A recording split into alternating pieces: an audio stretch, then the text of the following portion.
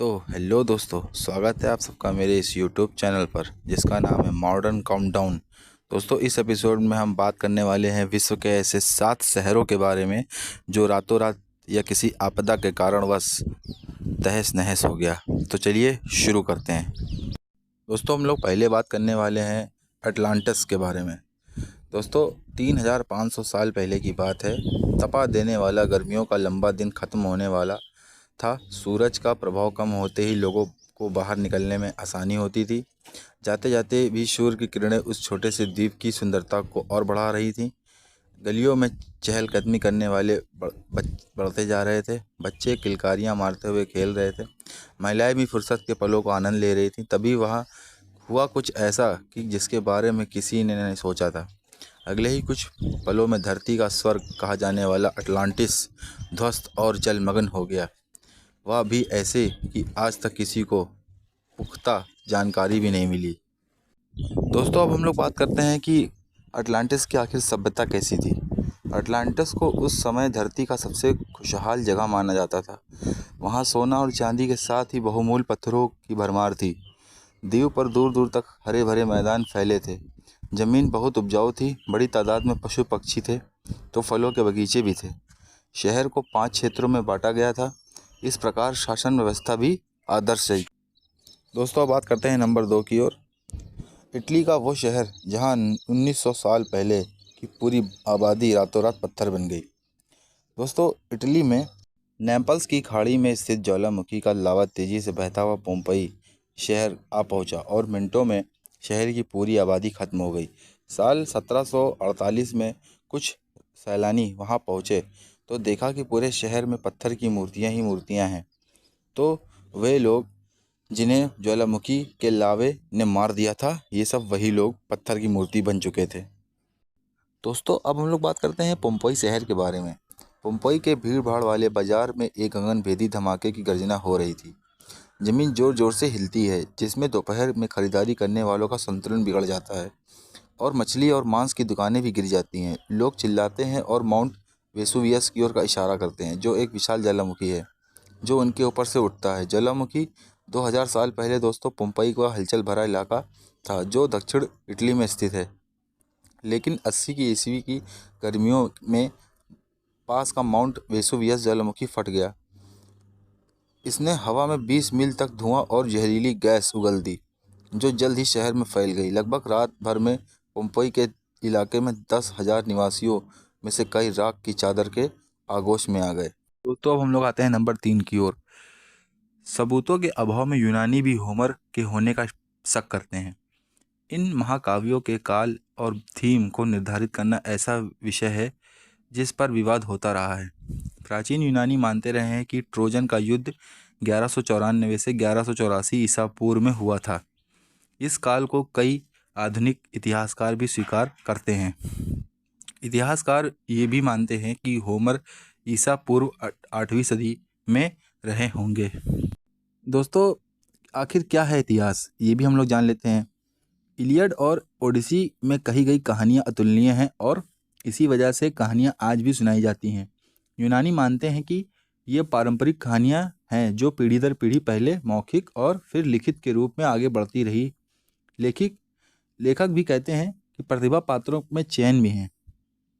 कई सदियों से पीढ़ी दर पीढ़ी सुनाई जाती हैं और महान काव्यों के स्वर्ण युग की सैकड़ों पारंपरिक कहानियाँ में से होमर ने सिर्फ 2 पात्रों पर ही अपना ध्यान केंद्रित कर रखा है।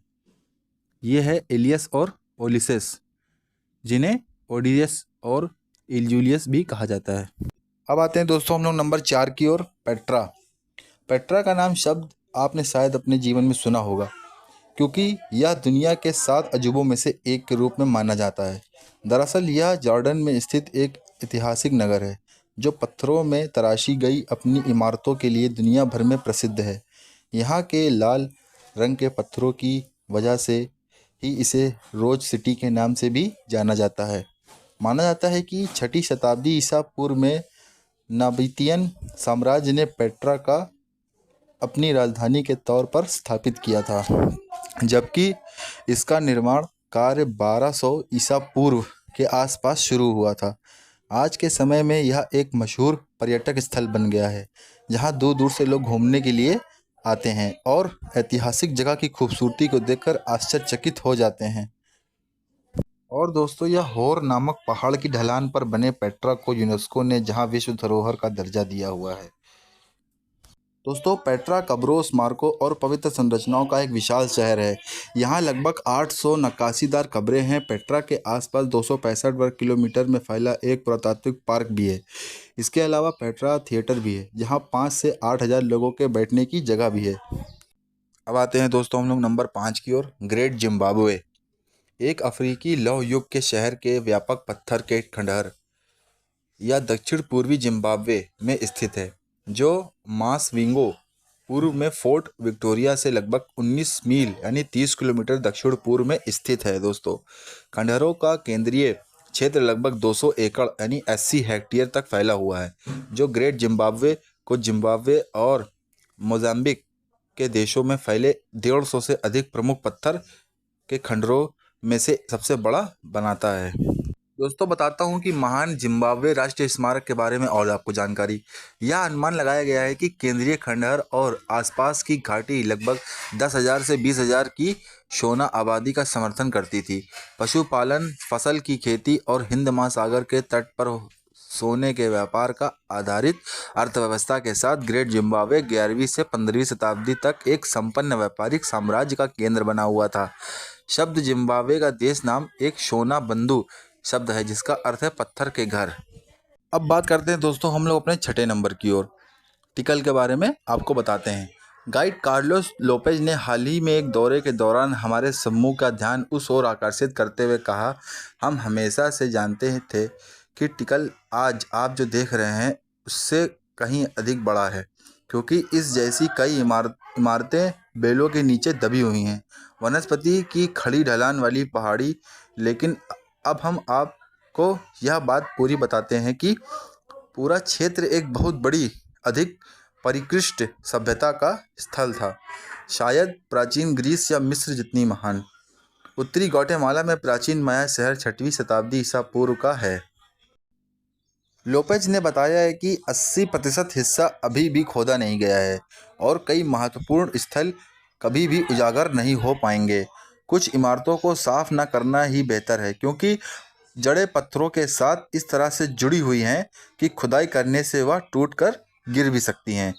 और दोस्तों, टिकल को एक समय मुख्य रूप से एक धार्मिक और सांस्कृतिक स्थल माना जाता था, क्योंकि इसे मंदिर की भव्यता पार्क का मुख्य आकर्षण था। लेकिन लेजर मैपिंग से पता चला कि यह एक विशाल राज्य और वाणिज्य व्यापार का सरकार का शहरी केंद्र था, जो 60 मील चौड़े रास्ते और ऊंचे रास्ते से जुड़ा हुआ था। स्कैन से यह भी पता चला कि 140 वर्ग किलोमीटर की छतें सिंचाई नहरें, जलाशयों और तटबंधों की एक जटिल प्रणाली द्वारा संचित है, जो आश्चर्यजनक रूप से कृषि उन्नत विज्ञान का प्रमाण है। अब आते हैं दोस्तों हम लोग अपने 7वें नंबर की ओर। हिंदू धर्म सिर्फ भारत तक ही सीमित नहीं है, इसकी पुरातन संस्कृति की झलक पूरी दुनिया में दिखती है। यही कारण है कि इस धर्म के प्रतीक, अवशेष, चिन्ह, यहाँ तक कि प्राचीन मंदिर विदेशों में भी मिलते हैं। इन्हीं प्राचीन मंदिरों में से एक है कंबोडिया का अंकोर वाट मंदिर। यह एक हिंदू मंदिर है। 402 एकड़ में फैला यह मंदिर कंबोडिया के अंकोर में है। प्राचीन समय में इस मंदिर का नाम यशोधरपुर था। बताया जाता है कि इसका निर्माण सम्राट सूर्यवर्मन द्वितीय के शासनकाल में हुआ था। अब दोस्तों बात करते हैं खामेर शास्त्रीय शैली में प्रभावित स्थापत्य वाले विष्णु मंदिर का निर्माण कार्य सूर्यवर्मन द्वितीय ने प्रारंभ किया था, लेकिन वह इसे पूरा न कर सके। मंदिर का कार्य उनके भांजे व उत्तराधिकारी धरणीवर्मन के शासनकाल में पूरा हुआ। इसका मूल शिखर लगभग 64 मीटर ऊंचा है। इसके अतिरिक्त अन्य सभी 8 शिखर 54 मीटर ऊंचे हैं। मंदिर 3.5 किलोमीटर लंबी पत्थर की दीवार से घिरा हुआ है। उसके बाहर 30 मीटर खुली भूमि और फिर बाहर 190 मीटर चौड़ी खाई है। विद्वानों के अनुसार यहाँ तक कि चोल वंश के मंदिरों से मिलता जुलता है। तो दोस्तों, अगर आपको हमारी यह वीडियो पसंद आई हो तो प्लीज़ चैनल को लाइक करें, सब्सक्राइब करें और दोस्तों ज़्यादा से ज़्यादा इस वीडियो को शेयर करें। जय हिंद, जय भारत।